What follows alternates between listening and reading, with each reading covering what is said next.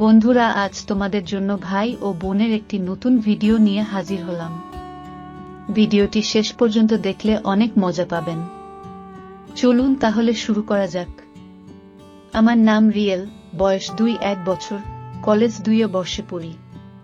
পরিবারে আমরা 4 জন, বাবা, মা, ছোট বোন আর আমি। ঘটনাটা এই বছরের শুরুর দিকের। আমার বাবা মা দুইজনই চাকরি করেন। সকাল 7টায় বাসা থেকে বের হয়, আবার সন্ধ্যা 7টায় আসে। আর ছোট বোন হুমায়রা আমার 3 বছরের ছোট, এবার ক্লাস 10 এ পড়ে। কলেজে ওঠার পর বাবা মা আমাকে ফোন কিনে দেয়, সাথে ল্যাপটপ। খারাপ ভিডিওর বিষয়ে আমার আগেই আকর্ষণ ছিল, এখন আরো সুবিধা হয়। আমার প্রতিদিনের রুটিন হয়ে যায় ওসব দেখা।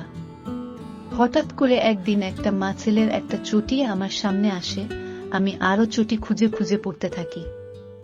আপন ভাই বোনের অনেক চটি পেয়ে যাই। এরকম 2-3টা গল্প পড়ার পর আমার মাথায় ছোট বোনকে কাছে পাওয়ার ইচ্ছা তীব্র হয়। তখন খুঁজতে থাকি কিভাবে কি করব। অনেক ভালো ভালো টিপসও পাই।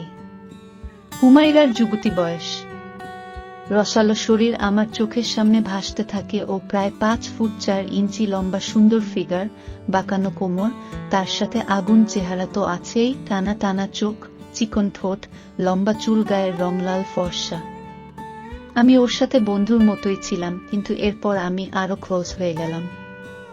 দিনের বেশিরভাগ সময় ওকে দিলাম।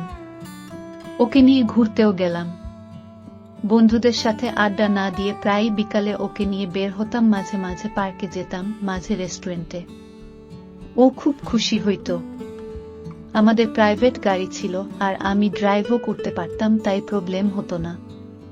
পার্কে বেশিরভাগই খাপও থাকতো। প্রথম দিকে ও লজ্জা পেত, পরে আস্তে আস্তে ও আমার সাথে খাপওদের মতোই চলতো, হাত ধরত, কাঁধে মাথা রাখত।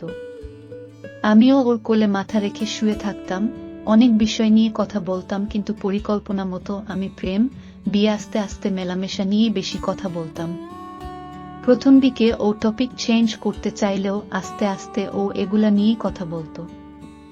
একদিন বন্ধুদের কাছে শুনলাম যে একটা রেস্টুরেন্ট এ নাকি খাপওদের পার্সোনালি আড্ডা দেওয়ার জন্য বাইরে থেকে দেখা যায় না এরকম কাচের গ্লাস দিয়ে তৈরি রুম আছে, সেখানে ওরাও অনেকে রুম ডেট করছে। আমি তো হুমায়রাকে নিয়ে সেখানে যাওয়ার জন্য পাগল হয়ে গেলাম, কিন্তু ওকে হুট করে নিয়ে গেলে তো হবে না, আগে থেকেই বলতে হবে। তাই বাড়িতে গিয়ে সবকিছু বললাম যে এরকম একটা নতুন রেস্টুরেন্ট হয়েছে, যাবি নাকি? ও বলল, ওখানে গিয়ে আমরা কি করব? আমি বললাম, এমনি দেখলাম কেমন কি।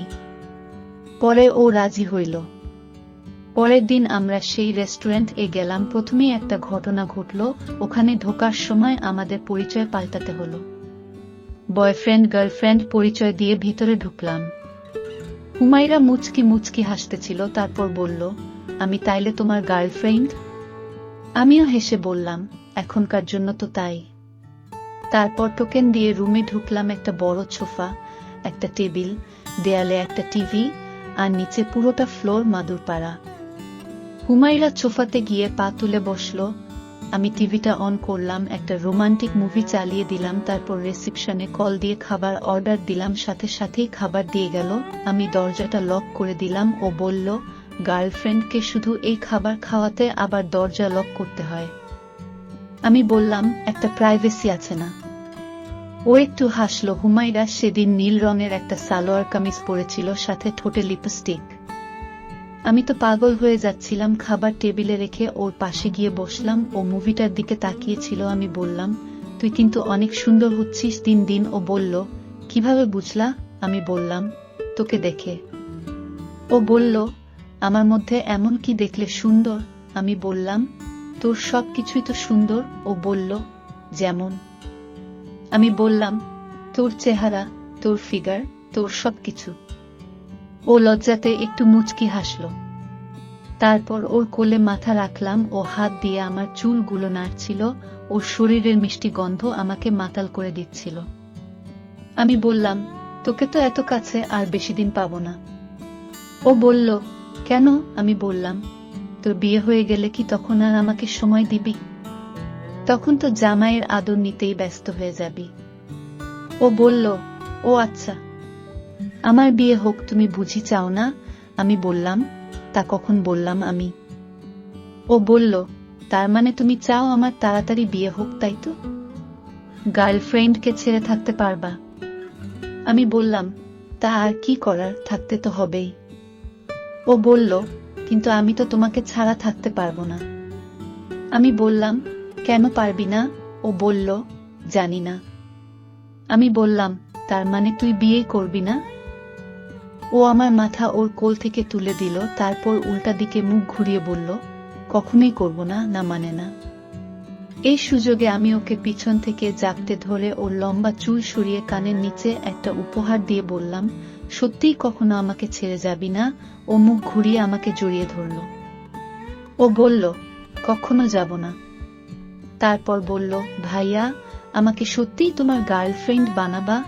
আমি বললাম, তুই তো আমার গার্লফ্রেন্ডই। ও বলল, নিজের প্রেমিকার সাথে কেউ তুই করে বলে? আমি বললাম, ওহ সরি, আর বলবো না। আমরা আবার একটা লিপ কিস করলাম, তারপর ও বলল, আই লাভ ইউ জান। আজকে থেকে তুমি আমার ভাইয়া না, তুমি আমার রাজা। তারপর আমার ঠোঁটে লেগে যাওয়া লিপস্টিক মুছে দিল। আমি বললাম, আর তুমি আমার রানী। 1 ঘন্টার জন্য রুমটা বুক করেছিলাম, তাই চেক আউট করে বের হয়ে গেলাম। দুইজন খাবার ওভাবেই পরে রইল গাড়িতে। হুমায়রা আমার কাঁধে মাথা রাখল, তারপর বলল, জান, রাতে আমাকে ফোনে কল দিবা। আমি বললাম, কেন জান? ও বলল, প্রেম করব। তারপর মুচকি একটা হাসি দিল। আমার কাছে তখন সব স্বপ্নের মতো লাগতেছিল। আমি বললাম, ওকে শোনা। বাসায় রুম আলাদা হওয়ায় ও কল দিতে বলল, রাত জেগে কথা বলার জন্য। আমার বিশ্বাসই হচ্ছিল না। যাই হোক, বাড়িতে গেলাম। রাত্রে বাবা মা আমরা একসাথে খেলাম। খাবার সময় বাবা বলল, বাবা আর আম্মু 2 দিনের জন্য চট্টগ্রামে যাচ্ছে গ্রামের জমি সংক্রান্ত কাজে। হুমায়রা আমার দিকে তাকিয়ে মুচকি মুচকি হাসল। বাবা বলল, তাদের সকালের এয়ার টিকেট কাটা শেষ, 2 দিন পরেই ফিরে আসবে, আমরা যেন সাবধানে থাকি। আমি বললাম, সমস্যা নেই বাবা, আমরা সাবধানেই থাকব। খাবার শেষে যে যার রুমে চলে গেলাম। তারপর রুমে গিয়ে হুমায়রাকে কল দিলাম। ও বলল, জান, কি করো? আমি বললাম, তোমার কথাই ভাবছি সোনা। ও বলল, সকাল হলেই তো আমাকে পাবা। আমি বললাম, তোমাকে যে আমার আরো কাছে পেতে ইচ্ছা করে। ও বলল, কত কাছে শুনি? আমি বললাম, বুকে তার বড় যত কাছে পেতে চায়। ও বলল, দুষ্টু। তারপর কল কেটে দিল। আমি আবার কল দিলাম। বললাম, কি হলো? ও বলল, কই কিছু না তো। আমি বললাম, তুমি আমার চোখে পৃথিবীর সবচেয়ে সুন্দর নারী। ও বলল, তুমিও আমার একমাত্র পুরুষ, যাকে আমি আমার করে পেতে চাই। আমি বললাম, আমার খুব ইচ্ছা করছে তোমার বুকে মাথা গুজে ঘুমাতে। ও বলল, বুকে নাকি অন্য কোথাও? আমি বললাম, তোমার নরম বুকের উপর সোনা। ও বলল, ঈশ্বর কত। আমি বললাম, তোমার ওইটার সাইজ কত জান? ও বলল, 3-4। আমি বললাম, আর পিছনেরটার? ও বলল, 3-6। আমি বললাম, কবে যে তোমাকে ঘরের বউ করে আনব? ও বলল, আমি তো তোমার বই। আমি বললাম, সত্যি? ও বলল, এখন ঘুমাও, সকালে আদর করো। আমি বললাম, একটা উপহার তো দাও। ও শব্দ করে একটা উপহার দিল, আমিও দিলাম। তারপর কল কেটে দিলাম। পরের দিন সকালে 9টার সময় ঘুম থেকে উঠে বাবা আম্মুকে এয়ারপোর্টে ড্রপ করে দিয়ে সোজা চলে গেলাম মার্কেটে। হুমায়রার জন্য একটা লাল টুকটুকে পাতলা শর্ট নাইটি, 1 সেট ছোট জামা প্যান্ট কিনলাম। তারপর বাড়িতে এসে দেখি রানী আমার তখন ঘুমাচ্ছে।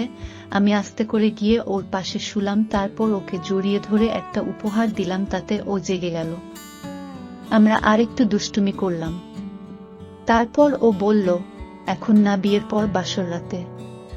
আমি বললাম, মানে? ও বলল, এখন তো আমি তোমার প্রেমিকা, কিন্তু বউ বানাতে তো বিয়ে করতে হবে বাবু। আমি বললাম, আচ্ছা তাইলে তুমি ফ্রেশ হয়ে রেডি হও, এখনই মার্কেটে যাব। ও মুচকি হেসে আমাকে একটা উপহার দিয়ে বলল, আর একটু অপেক্ষা করো সোনা। আমি বললাম, তোমার জন্য একটা গিফট আছে। ও উঠে বসে বলল, কি গিফট? আমি শপিং ব্যাগটা হাতে দিয়ে বললাম, দেখো কি। ও ব্যাগ খুলে অনেক খুশি হলো, বলল, তোমার বুকে লালে খুব মানাবে বুঝি। আমি বললাম, লাল পরীকে তো লালেই মানায়। ও হাসতে হাসতে আমাকে বিছানায় ফেলে দিল। তারপর প্রায় 5-7 মিনিট দুজন ওইভাবেই ভালোবাসা বিনিময় করলাম। ও বলল, লাল পরীকে লাল করতে পারবা তো? আমি বললাম, পারবো কিনা দেখাবো এখন।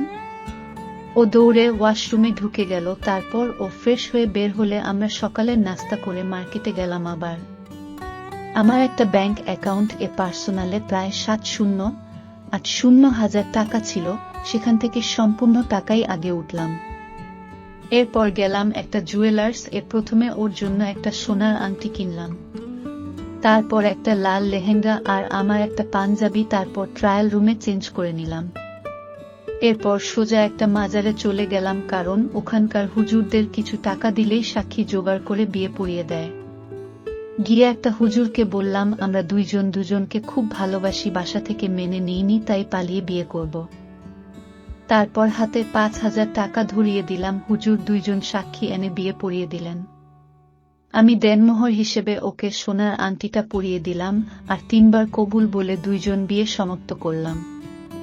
এরপর সবশেষে প্রায় সন্ধ্যা হয়ে গেল। বাড়ি থেকে আমার দেয়া গিফটের ব্যাগ হুমায়রা নিয়ে বের হয়েছিল। আমরা প্রথমে একটা 5 স্টার হোটেলে গেলাম, সেখানকার ম্যানেজারের সাথে কথা বলে একটা প্রিমিয়াম রুম বুক করলাম। তাকে অবশ্য কিছু ঘুষ দিতে হলো। তারপর রুমটাকে সুগন্ধি গোলাপ দিয়ে সাজানোর জন্য ও বাসর রাতের অন্য সব প্রয়োজনীয় জিনিস দেওয়ার জন্য হোটেলের এক কর্মচারীকে কয়েক হাজার টাকা দিয়ে ঠিক করলাম। তারপর দুজনে চলে গেলাম একটা ফেমাস রেস্টুরেন্টে, রাতে ডিনার খেয়ে নিলাম। রাত 1:00টার দিকে হোটেলে আবার ইন করলাম। রুমে গিয়ে দেখি সব রেডি, পুরো রুম গোলাপের গন্ধে মাতোয়ারা, বিশাল বিছানাটাও গোলাপের পাপড়িতে ভরা। হুমায়রা খুশি হয়ে আমাকে জড়িয়ে ধরল, তারপর চোখে চোখ রেখে বলল, তুমি আমাকে এত ভালোবাসো? আমি 2 হাত দিয়ে আলতো করে ওর মুখটা উঁচু করে বললাম, তুমিই তো আমার সব। তারপর হাত নামিয়ে বললাম, রেডি হয়ে নাও, তোমার স্বামী তো আর সহ্য করতে পারতেছে না। ও বলল, তুমি বাহির থেকে হেঁটে এসো, আমি ততক্ষণে রেডি হয়ে নিচ্ছি, যা দেখার সবকিছু একেবারেই দেখবা যাও। আমি দরজা লক করে বের হলাম, রুমের সামনেই দাঁড়িয়ে থাকলাম। আসলে আমি আর সহ্য করতে পারছিলাম না। তারপর ওই কর্মচারীকে কল করে 1 গ্লাস দুধ, একটা ছোট কৌটার মধু, একটা বড় ডার্ক চকলেট, 1 পাতা পিল ট্যাবলেট আনতে বললাম। 1 মিনিট পর কর্মচারীটা সব নিয়ে আসলো, দিয়ে চলে গেল। 5 মিনিট পর হুমায়রা কল দিয়ে ভিতরে যেতে বলল। আমি আস্তে করে দরজা খুললাম, তারপর ওইসব কিছু সাথে নিয়ে ভিতরে ঢুকলাম। প্রথমে দরজাটা লক করলাম। পুরো ঘরে সুখের সুবাস, স্টেম লাইট এর আলোতে দেখলাম বিছানার উপর গোলাপের পাপড়ির মধ্যে লাল টুকটুকে ছোট্ট একটা নাইটি পরে শুয়ে আছে একটা ডানাকাটা পরী। কাছে যেতেই তো আমার চোখ ছানা বড়া, পরীর থেকেও শতগুণে সুন্দর আমার বোন, আমার বিবাহিতা বউ। যেমন লম্বা আর তেমন ফিগার, ঠিক তেমনি ডাম লাইট এর আলোতে নাইটির নিচ থেকে পায়ের পাতা পর্যন্ত ঝকঝক করতেছে। নাইটিটা পাতলা হওয়ায় স্পষ্ট দেখা যাচ্ছে শরীরের আকৃতি। আজকে এমন এক বিশ্বসুন্দরীকে ভোগ করব, আমি ভাবতেও অবাক লাগছিল। চোখ বন্ধ করে চিত হয়ে টান টান ভাবে শুয়েছিল হুমায়রা।